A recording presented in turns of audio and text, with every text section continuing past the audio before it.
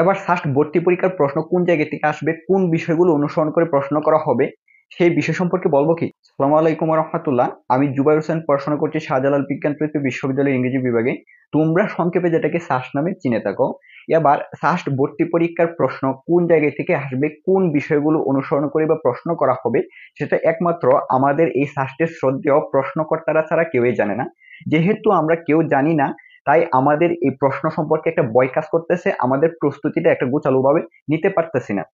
দেখো, আমি যদি তোমাদেরকে বলি যে তোমাদের এবারে সাস্টের প্রশ্ন যে পূর্ববর্তী প্রশ্নগুলো আছে সেইখান থেকে করা হবে, কিংবা সেই প্রশ্নকে অনুসরণ করেই এবারে ভর্তি পরীক্ষায় প্রশ্ন আসবে, তোমরা কি আমার কথা বিশ্বাস করবে? তুমি কেন বিশ্বাস করবে না? কারণ এই সাস্টে কে পড়তেছে? এই তোমাদের জুবায়ের ভাইয়া পড়তেছে। আর তোমাদের জুবায়ের ভাইয়াকে কে পড়াইতেছে?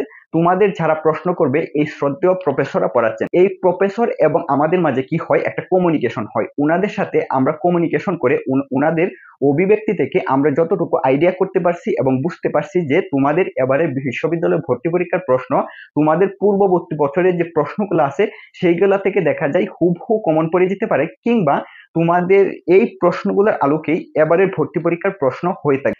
তাহলে তোমরা আমার কথা বিশ্বাস করবে না কেন? তোমরা আমার প্ল্যাটফর্মকে অনুসরণ করবে না কেন? না, তোমরা ওই যে কি স্টাডি উইথ এক্স, স্বপ্নের পান্থশালা, ওই প্ল্যাটফর্ম গুলোকে অনুসরণ করবে, যাদের কিনা এই 320 একরের সাথে কোনো রিলেশন নাই।